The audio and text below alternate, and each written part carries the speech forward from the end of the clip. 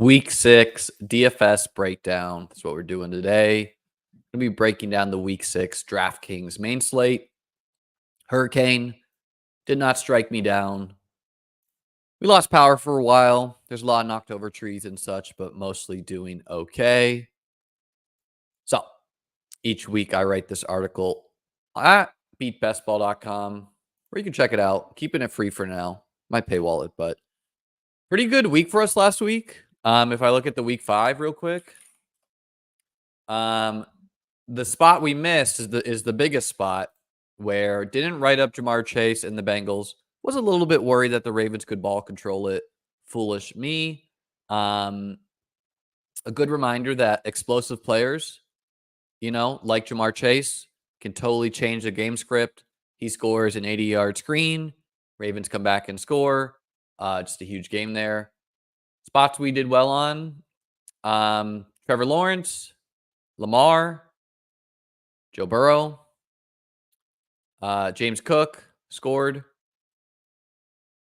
Derrick Henry got there in overtime. Kyron was fine. Swift was good. Chalky, but good. Brian Thomas Jr. smashed. Ayuk smashed and then didn't Thursday night. Tutu Atwell, pretty fine play. Tucker Kraft, number 1 tight end. Broncos, number 1 defense. They both ended up being the biggest chalk, though. So how much credit's due there? Anyways, let's move on to week 6. This was the winning lineup from this past week. So it was a Lamar, naked Lamar, meaning no stacking partners, with Chase and T. Higgins as bringbacks. You can only do this with Lamar, Jaden Daniels, Jalen Hurts, where you play an expensive rushing quarterback and you say, hey, Lamar's going to run it in. I think the Ravens are particularly good to do this with when they face a team like the Bengals because, they are going to throw touchdowns to Charlie Kolar. They're going to throw touchdowns to Rashad Bateman, all who are going to be low-owned DFS plays. So anytime that the offense could have random touchdowns to guys, makes it more viable. Played Chuba and Swift, the chalky running backs. It usually doesn't pay to get too different at running back, so it makes sense there. Kraft was the chalk tight end who smashed. I thought the Slayton play was really sharp. Wasn't there myself, but with no Malik Neighbors, you can't build a whole offense out of Wan'Dale Robinson, so good on them playing Slayton, and then ate the chalk at Broncos D as well. Okay, let's move on to this week. Each week, we like to look at a dog bowl. You can use promo code ChessLiam if you're not up and running on Underdog Fantasy. The dog bowl is just another way to get a rough proxy of how the players are valued, independent of their salary. So here's the board. You're welcome to pause the video or check the article out if you want to look at it longer. But some things that stood out to me, and I wrote this before we got some late breaking news, but past, like Chuba Hubbard, Tony Pollard, the confidence at the running back position is not very high, right? It's going to be a very narrow running back pool where people want to play these guys. They don't want to play Brian Robinson Jr., Najee, etc. Now, part of this has to do with the fact that this is not a salary site. It's just a draft players in order, a snake draft. The other thing here is the injuries.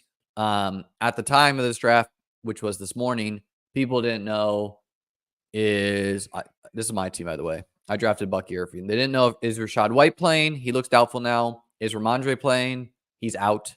This was Overzet's team, by the way. No. Yeah, this was Overzet's team. They don't know if Mixon's playing, so that could change. The other thing that's standing out to me is there's a lot of wide receivers to like on this slate. So maybe 3 running backs, a way to get different. Atlanta passing game enthusiasm at an all-time high where people like Kirk Cousins, they like Darnell Mooney, they like Drake London, they like Kyle Pitts. Unsurprisingly, people like the Falcons after seeing Kirk Cousins throw for 500 yards. And then, people they're not interested in the Saints. We're going to get Spencer Rattler there at quarterback. We see Darnell Mooney went ahead of Chris Olave. Rashid Shaheed almost didn't get drafted. So maybe some lower ownership on them. Some implied team totals. Ravens, Lions, Packers, Falcons, Eagles, top in the top 5. Cowboys, number 6 there. Bottom 5, Patriots, Browns, Broncos, Raiders, Saints, and Chargers. Highest over-unders. Cowboys, Lions out of 52. Ravens, Commanders at 51.5. Packers, Cardinals, 47.5. Panthers, Falcons, 47. Titans, Colts, 43. So on these, on the weeks with buys, I'm not going to be doing top 10. I've been doing top 8 when there are 10 games to choose from. Might even go more narrow than that when there's more bye weeks. You know, you can't write up all the players. So Dak Prescott, my top quarterback play, has to do with the fact that the Lions they're really hard to run on, and the Cowboys don't want to run the ball. They want to pass the ball. So a really great setup for Dak where Lions are a pass funnel, and the Cowboys like to pass, and they're in a dome. The highest over-under from the game total, 6th highest implied total. So, yeah, smash spot for Dak. Jordan Love, 6,600. Going right back to the well here where Love as chalk failed last week. And, you know, Love's just an elite quarterback to me. The Cardinals defense, 28th in points allowed. And so all that, you know, maybe you're going to get lower ownership on Love because of the busted chalk and some other games being more preferable. So really like Love. Justin Fields, kind of a hot take here at 5,800. My take is anytime that the Raiders are facing a team with a bad rushing defense, those are the games where we consider playing Fields. The hope here is that Russell Wilson's been practicing. So I'm expecting a lot of the field to be concerned that Fields gets benched, you know? Now, of course, for tournaments, we don't care about this at all, right? Like what you care about is how often does this guy hit a ceiling, and how owned is he going to be? So, okay, if Justin Fields stinks and he gets benched, guess what? You weren't going to win the tournament anyways if Fields puts up 15 points. So this is really a you know, Jaylen Warren might be back, which changes things a little bit, but Najee just frankly incapable of breaking a long run. And I mean, Warren says he's fine, so I need to update this, but the team listed him as doubtful. So yeah, Fields 5,800, playing the Raiders. Just hope he can bust some long runs. Kirk Cousins at 6,200. I mean, he just threw for 500 yards and 4 touchdowns. He looks healthy. Panthers are 22nd in passing yards allowed, 32nd in points allowed. Goff at 6,200. Your hope here, if you play Goff, is that the Cowboys get up early. The Lions just haven't been forced to pass. We know Goff can. And so, yeah, quite like him. Pretty affordable. Lamar at 7,800. You know, just 4 out of 5 games this year, he's gone for 25 plus DraftKings points. The Rams have the highest implied total. He has 50 rushing yards in all 5 games this year. I could see both Lamar and Daniels and the coaching staffs wanting to prove that their quarterback is the guy you think of when you think of a rushing quarterback. So maybe some extra motivation there too. Jaden Daniels, simply the other side. He's a little bit cheaper. He's averaging 11.4 rushing attempts a game. That is a massive floor ceiling combo. Almost went with Spencer Rattler at 4K, which I'm tempted to change it to that. But Drake May, he's 5K, so he's 1K more expensive. You know, he's the 3rd overall pick in the draft. We've waited all offseason for this. We know he's going to rush the football. His scramble rate is really high. So your hope when you play a Drake May, a Spencer Rattler is, if you guys remember the week that Daniel Jones played the Commanders, he was the quarterback that won tournaments that week. He only put up 18 points. So why did he win the tournament? Because all the other quarterbacks failed. Or, you know, Drake May puts up 18 and Lamar puts up 30. That 30 might not be enough, where that 10-point difference might not be enough where maybe you get more than that gap at wide receiver. Good reminder, guys, just to say, if you like this content, please be sure to like the video and subscribe. I'm on my road to 5K, only 100 away. Thank you. Or 6K, I should say. Running back. Bijan Robinson, who's 6,600. You know, Bijan was a top 6 pick in best ball drafts. He's nursing a hamstring injury, but if he plays, yeah, just super appealing against the Panthers. Your hope is that the Tyler Algier usage was because Bijan was hurt and it just wasn't reported that well. And now he'll be healthy with extra rest. There is risk here though. Tony Pollard, who's 6K. The Colts are 31st in rushing yards allowed and 26th in points allowed. He's cheap and he has 16 plus rushing attempts in 3 out of his 4 games. He's off the bye this week, so he should be pretty rested. Even in games Tajay Spears does well, Pollard still has been getting there, so really like the setup for him this week. Jahmyr Gibbs, who is 7K. I'm just expecting off the bye that the Gibbs it becomes more involved in the offense. We know that the Cowboys are a run funnel. We've seen a lot of teams establish the run on them. Alvin Kamara had a huge game against him. Derrick Henry had a huge game against him. Going back to last year, James Cook put up like 40 on the Cowboys. So the Lions, they want to ground and pound. They have the best O-line in the league. Gibbs' rushing plus receiving just has his ceiling like just massive. David Montgomery, who's 6,500. If Gibbs does fail, it's probably because Montgomery is the Lions' choice, where they say, whatever, bye week be damned. David Montgomery is our choice for just beating the pulp out of teams. And if you don't want the Cowboys to be passing the ball on you, you try to ball control, you run the football, and that's what David Montgomery does. Probably needs to get 2 goal line touchdowns to help you win tournaments, but it's in the cards. Chuba Hubbard, who's 6,300. Yeah, DraftKings just refuses to price him up. His role is just elite. 21, 18, and 13 carries over his last 3 games and 4 to 5 targets in 4 out of 5 games this year. We're not getting Jonathan Brooks again, so some of the last weeks to play Chuba with confidence. And he gets the Falcons. Josh Jacobs, who's 6,700. You know, he's not that sexy. I think it's fair to question what his ceiling is, but your hope is that his 20 expected touches equals 2 to 3 touchdowns against the Cardinals. They are 28th in rushing yards allowed and 28th in points allowed, so could easily see the Packers just running Jacobs winning this game.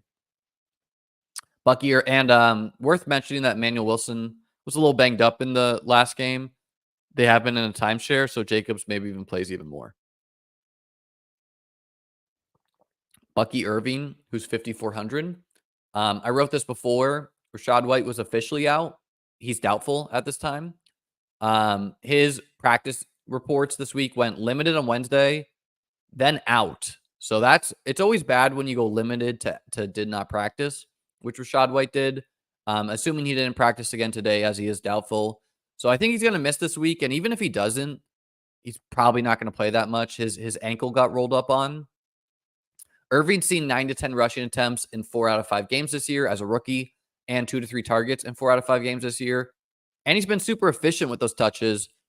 Antonio Gibson, again, I wrote this before Ramondre Stevenson was officially out, which he is now. So Gibson should be pretty popular now. Don't know how much Drake May likes to chuck down to his running backs. Usually the rushing quarterbacks don't. Part of the reason the Broncos running backs are struggling. Justice Hill, not a biggest part of the Ravens game. But yeah, Gibson, explosive player. So you don't really need him. Like, if he can get 2-3 targets, that should be fine. My belief is that with it being Drake May's first game, the Texans have a good pass rush, and they're going to want to establish the run. They're not going to want Drake May dropping back and passing 40 times this game if they can avoid it. Wide receiver, CeeDee Lamb. Yeah, I mean, 8,600. Lamb versus a pass funnel in a dome, just an explosion spot. The Cowboys won last year versus the Lions, and they only scored 20 points in a game where Lamb went off for 227 yards and a touchdown. So what happens if the Cowboys score 40 points? That's what you got to ask yourself. Jaden Reed, 7K. He's just too cheap for his talent. Like, I think he's an 8K player eventually. He was going as a second-round player in best ball drafts for good reason. Darnell Mooney, who's 5,300. He scored 15-plus PPR points in 3 out of 5 games played this year, including seeing 16 targets last week and scoring 35. This is just Atlanta's Jordan Addison for Kirk Cousins, except there is no Justin Jefferson on the Falcons. Drake London's a nice player, but he's just not as target dominant as a Justin Jefferson. So room for even more from Mooney is the point.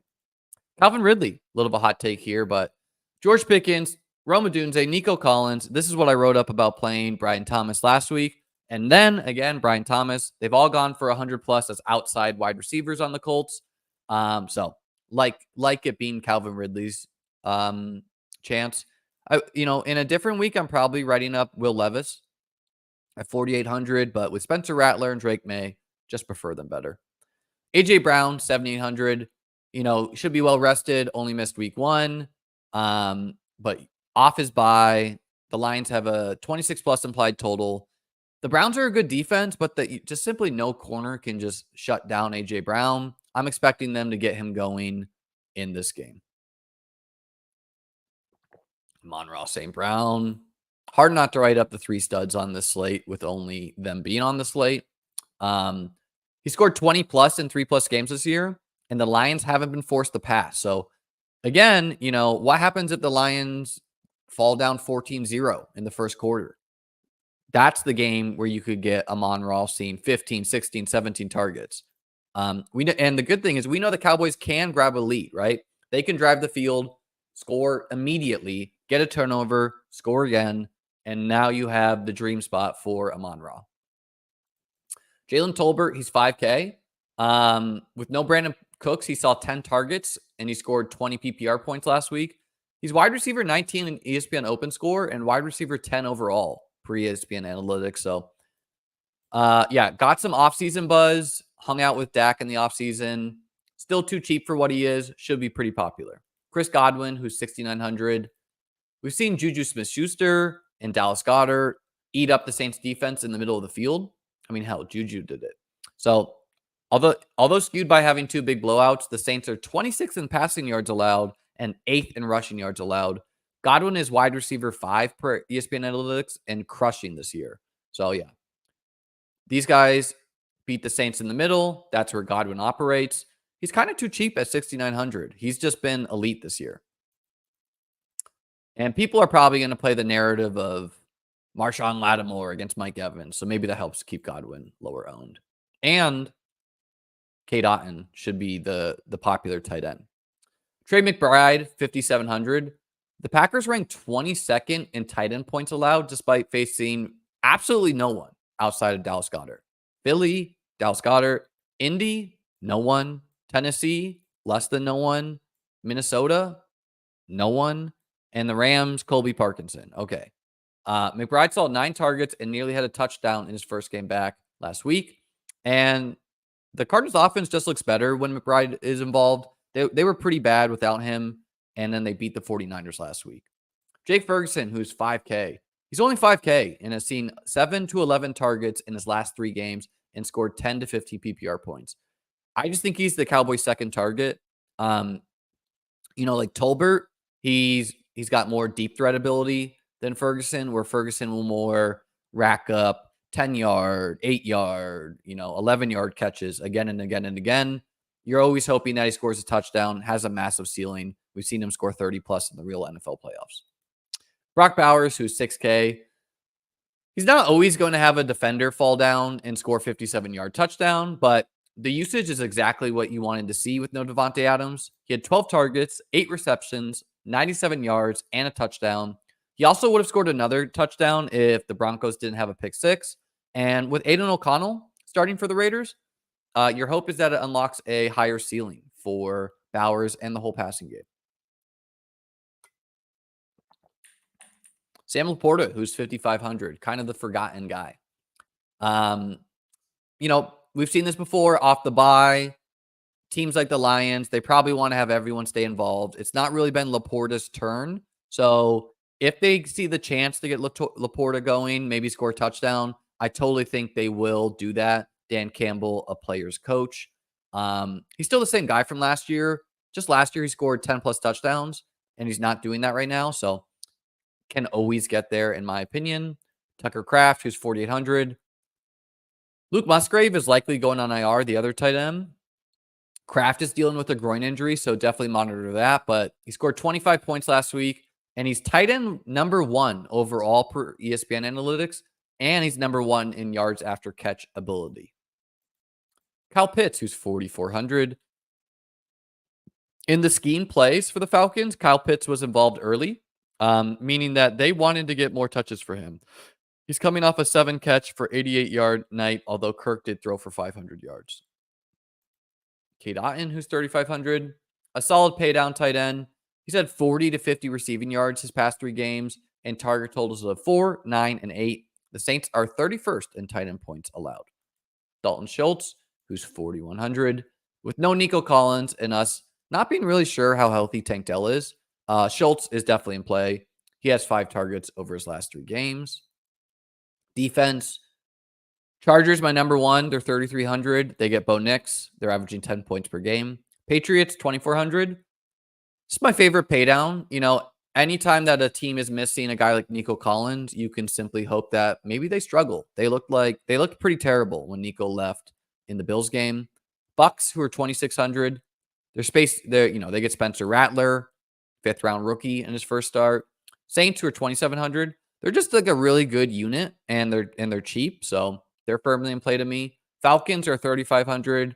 They get the Panthers. Eagles are 3,400. They get the Browns. Steelers are 3,700. They get the Raiders. And the Titans, who are 2,800, should get Anthony Richardson, and we know he's turnover prone. Division game. And then the leverage spots and game theory plays.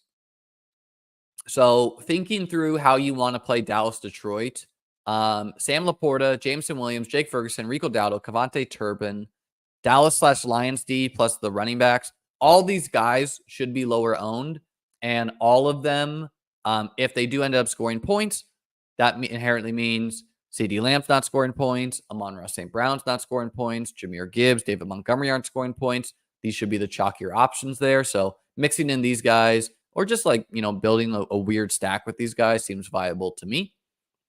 Brian Robinson and the Commanders D, or Derrick Henry and the Ravens D, or, assuming Brian Robinson plays, which he might not, he's not been practicing. I think both these combos are ways to play the Commanders-Ravens game popular pieces from failing. Henry was chalk last week, so, he should be even further lower owned because of that. And people want to play the wide receivers. And Brian Robinson hasn't practiced, and the Ravens are pass funnel, so he'll be low owned regardless. Another way you could do this is you could overstack this game. People are going to play Lamar. They're going to play Jaden Daniels. What they're not going to do is they're not going to play many lineups with Lamar, Zay Flowers, plus Likely, plus Terry McLaurin, plus another, Austin Eckler. So just full game stacking this game, leaning into it is another way to get weird. For large field only, Tyler Algier in the Falcons defense. I think Bijan's going to be popular. I think the Falcons passing game will be popular. So this is just a path to failure for that, where Algier has a good day.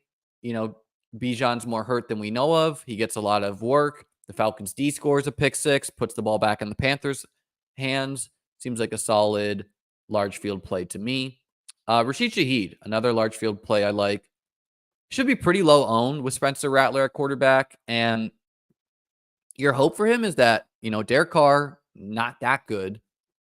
All you got to do is be able to throw a deep bomb to Shaheed. And his role is just flat out awesome. He scored 16 plus PPR points in 4 out of 5 games this year. And then Josh Downs, Calvin Ridley, Jameson Williams, Darnell Mooney, all these guys should be popular, leaving Shaheed to hopefully come in at 2-3% in a pretty decent spot, as long as Spencer Rattler doesn't suck, which I don't know. Double tight end week. Usually don't think it's viable, but I think this week it is. You can kind of choose your own adventure here, where Brock Bowers, Trey McBride, Sam Laporta, Jake Ferguson, all these guys are reasonably priced compared to wide receivers and running backs at the same price. And they offer likewise or maybe even a better ceiling. We've seen Jake Ferguson score 40 plus points against the Packers in the playoffs. Antonio Gibson at 5,300 will probably be way more popular, or Darnell Mooney or 5,300 will be way more popular.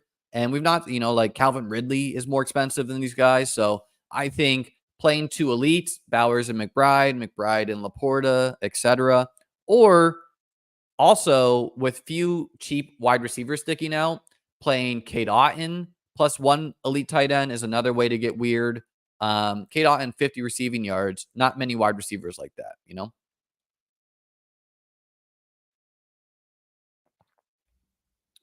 Moving on. Another way to get different this week is to pay up for two expensive running backs. So with potential, or no, with definitely no potential about it. With cheap value opening up late, Antonio Gibson, yes, confirmed. Alexander Madison, if no Zamir White, also in play. Bucky Irving. And so cheap running backs, and people want to play Lamb. They want to play Amon-Ra. They want to play AJ Brown somewhat. That just inherently means that not many people are going to play Saquon and Alvin Kamara, or Saquon and Derrick Henry, the three expensive running backs on the slate. So if you jam both of them, you're just going to be competing with a lot less builds. Another way to get different is to game stack an unexpected game. Ownership should largely, like, it's a small slate anyways. A lot of teams on bye or playing in prime time.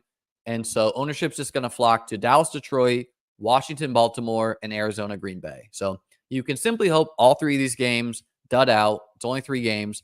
And instead, you get a shootout in Indy, Tennessee, Carolina, Atlanta, Tampa, New Orleans, Houston, New England, like maybe Drake May's better, Pitt, Las Vegas. All could be viable to me. Another way to get different is, I think this week stars and scrubs should be popular, and the dominant build where you jam in Amon-Ra, you jam in CeeDee Lamb, you play Antonio Gibson and Bucky Irving, you get in Jalen Tolbert, Darnell Mooney, and so there's just not going to be that many lineups that try to do like a 5K tight end plus a kind of like the expensive defense, Steelers defense, plus 5,500 quarterback, plus, maybe 2 6K running backs, and then some 6K, some 5K wide receivers, whatever, something like that. I forgot to add the cheap pay down option, so let's do that live, folks. Also, I didn't do any best ball bag review this week. That is because dealt with a hurricane, so spent yesterday just kind of helping clean the streets, etc. The cheap ones at quarterback are Spencer Rattler at 4K. I mean, God, if you're playing the Millie Maker and you don't have one Rattler lineup, where, like, let's just show you an example of what you could do. You do like Rattler, Shaheed, maybe you throw in Bucky Irving on the bring back. You get in like a Godwin in there. So you overstack this game a little bit, and then you jam in Lamb. You jam in Amon-Ra. You play a cheap defense in the Patriots. You get in Cade Otton too, because why not? You're just super stacked this game. Leaves you 5,500 for a running back. You play Antonio Gibson. Boom. You jam in the 2 best plays, Lamb, Amon-Ra. You super stack Tampa, New Orleans. You have a day. I like that lineup. So Rattler, definitely in play. Drake May, definitely in play with his rushing ability. Justin Fields would be the other one. And then Andy Dalton, I guess, is the other cheapie to consider. At running back, it is Jaleel McLaughlin at 4,400. Broncos stink, but I mean, they're 3-2. They don't stink, I guess. But, you're really just hoping he gets more receiving work in a maybe trailing game. Obviously, Antonio Gibson, Alexander Madison, depending on Zamir White, and maybe even with not. Jalen Warren, if he plays, firmly in play. Tyler Algier, firmly in play. And then Gibson and Bucky Irving, obviously gold star plays. Wide receiver, cheapies. Kind of tough this week at wide receiver. Kavonte Turpin at 3,800, I like.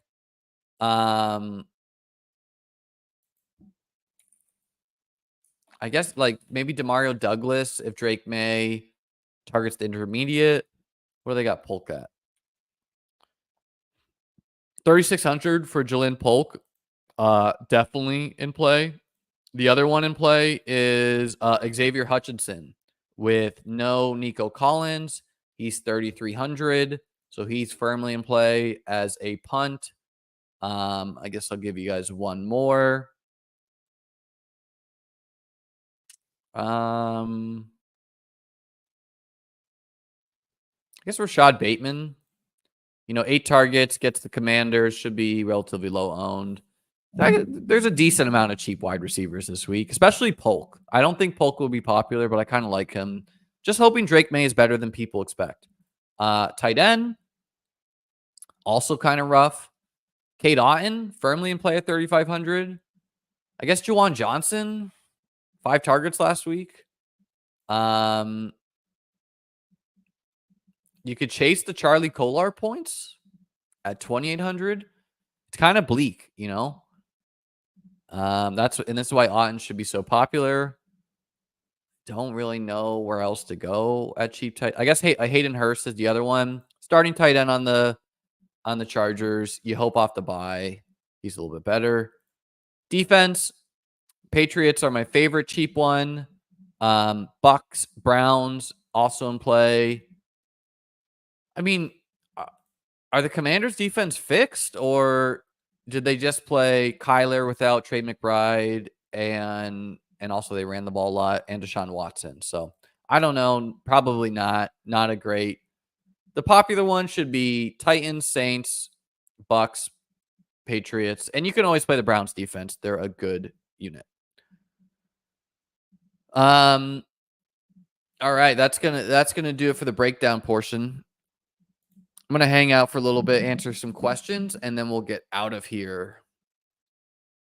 When do you think Ben Sinnott's gonna exist? Yeah, I mean, I almost wrote up Zach Ertz, but dude, I can't do it. 8 targets, 2 yards, or two catches on 8 targets for 7 yards last week. God, if the Commanders had any interest in not simply throwing the ball 3 yards down the field, then they would play Ben Sinnott, and I think it would really unlock another ceiling in the Commanders. Cut back week 7. Yeah. Oh, yeah. Trey Tucker, missed him. He's definitely in play. I think he's 4,100. Yes, he is 4,200. Would you play Rome, Slayton, or Tolbert this week?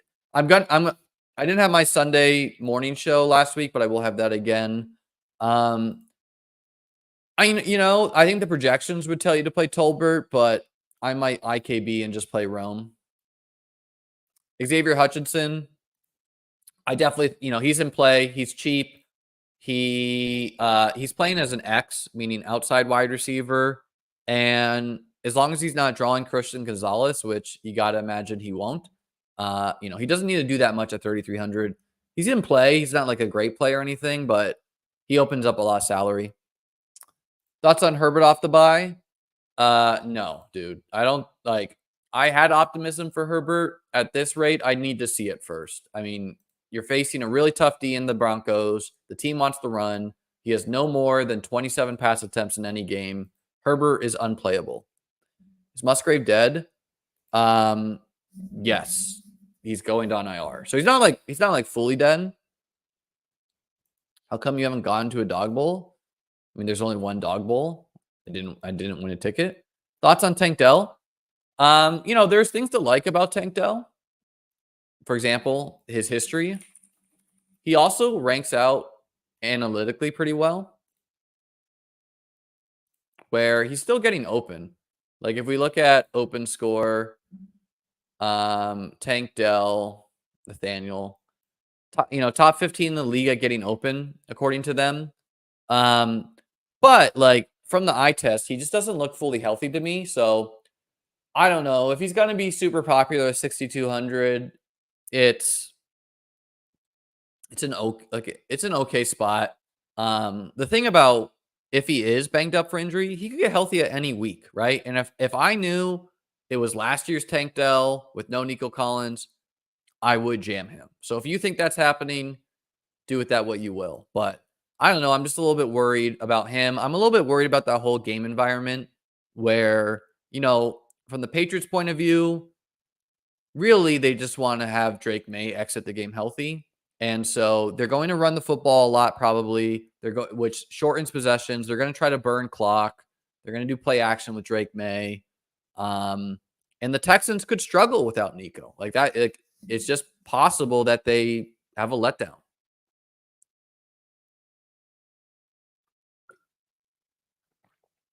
Cut back week 7. Yeah, sounds like it.